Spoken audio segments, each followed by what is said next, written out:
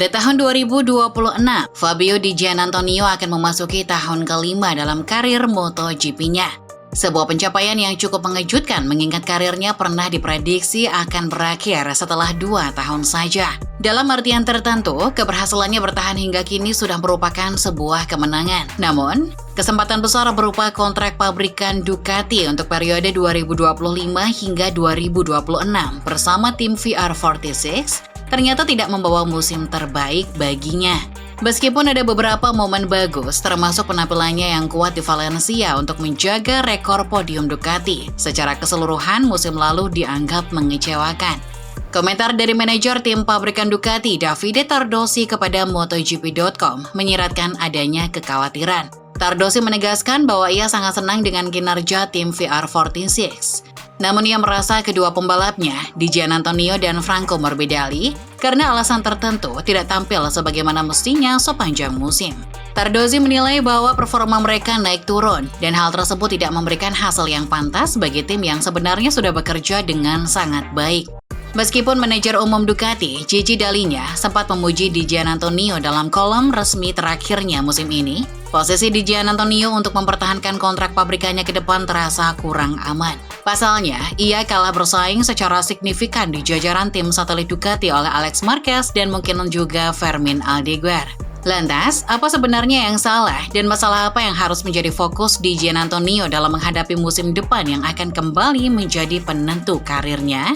Masalah besar yang terlihat jelas adalah bahwa musim yang baru saja dilalui Di Giannantonio dalam banyak aspek terlihat sangat mirip dengan musim yang dialami Pecco Bagnaia. Keduanya tampil tidak konsisten dengan motor spesifikasi pabrikan, padahal Ducati bersikeras bahwa motor tersebut tidak terlalu berbeda dari pendahulunya yang bisa dijadikan alasan atas performa yang tidak stabil.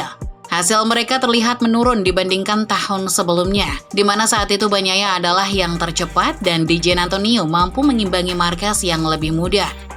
Namun kini Marc Marquez mendominasi mereka berdua di tahun 2025. Tentu saja keduanya kalah telak dari Marc Marquez, menambah panjang daftar pembalap yang kesulitan saat menggunakan motor dengan spesifikasi yang sama dengan sang juara MotoGP 7 kali tersebut. Pandangan Ducati mengenai situasi ini diringkas dengan baik oleh Morbidelli yang merupakan pembalap Ducati meski bukan langsung pabrikan, yang mengatakan bahwa terlalu banyak drama mengenai spesifikasi motor sepanjang tahun lalu.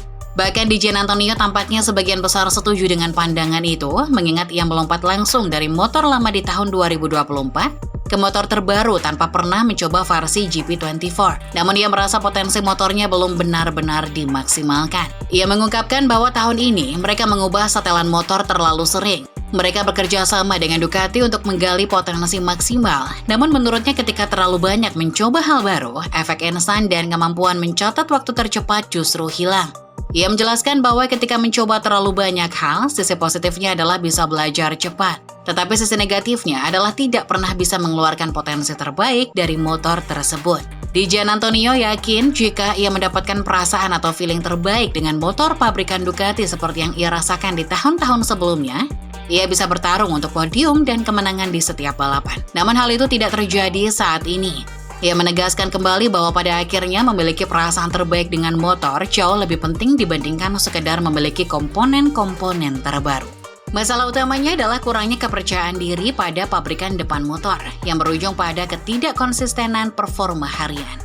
Meskipun wajar jika ada pembalap yang tampil bagus di satu minggu dan buruk di minggu berikutnya adalah musim yang panjang dan kompetitif, Di Giannantonio secara khusus terlihat kesulitan untuk tampil solid selama 3 hari berturut-turut dalam satu akhir pekan, setidaknya sampai seri Valencia. Lalu, aspek performa spesifik apa yang membuatnya mengecewakan? Masalah utamanya berulang kali terjadi pada sesi kualifikasi. Sepanjang musim, Di Giannantonio kalah dalam perbandingan head-to-head melawan rekan setimnya Franco Morbidelli dengan skor 8-13. Rata-rata selisih waktunya pun sekitar 1/10 detik. Angka tersebut sebenarnya tidak terlalu buruk.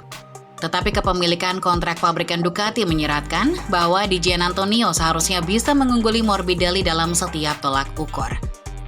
Selain masalah kecepatan satu putaran, terlihat pula adanya pola keraguan-raguan di awal balapan. Sikap ini seolah diakui secara tersirat oleh Di Giannantonio dan hal itu sangat kontras dengan gaya balap Morbidelli yang beresiko tinggi namun berpotensi memberi hasil besar. Gaya kedua pembalap ini jelas bertolak belakang.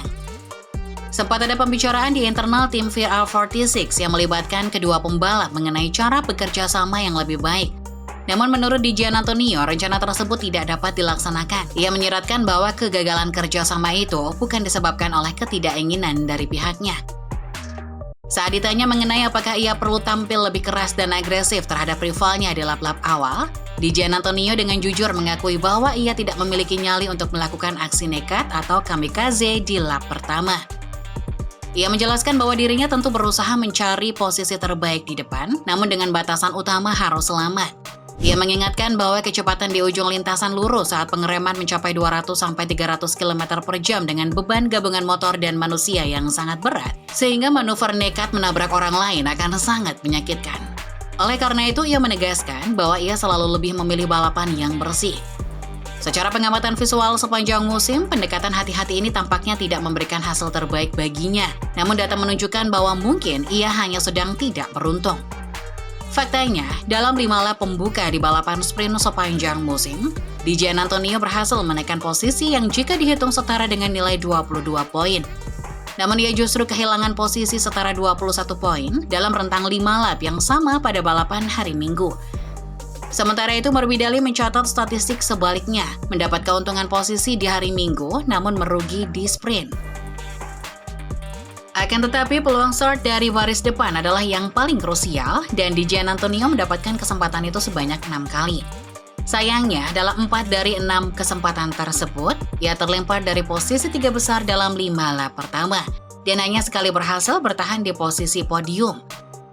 Satu kesempatan lainnya di Grand Prix Hungaria gagal total karena masalah motor yang memaksanya masuk ke pit lane dari baris depan sebelum start. Ducati membutuhkan lebih banyak bukti dari Di Giannantonio agar perpanjangan kontrak menjadi langkah yang logis. Meski begitu, performanya tidak terlalu tertinggal jauh dan ia bukan pembalap yang tidak kompetitif secara mendasar.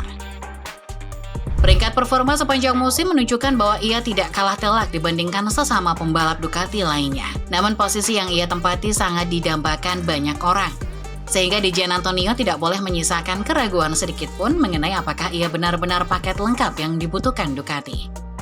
Mungkin tingkat agresivitasnya sudah tepat, tetapi ia harus memulai balapan dari posisi grid yang lebih baik. Selain itu, ia juga harus mendedikasikan musim dingin ini untuk mencari tahu mengapa performanya bisa menurun drastis dari satu hari ke hari berikutnya, yang pada akhirnya membatasi perolehan poinnya.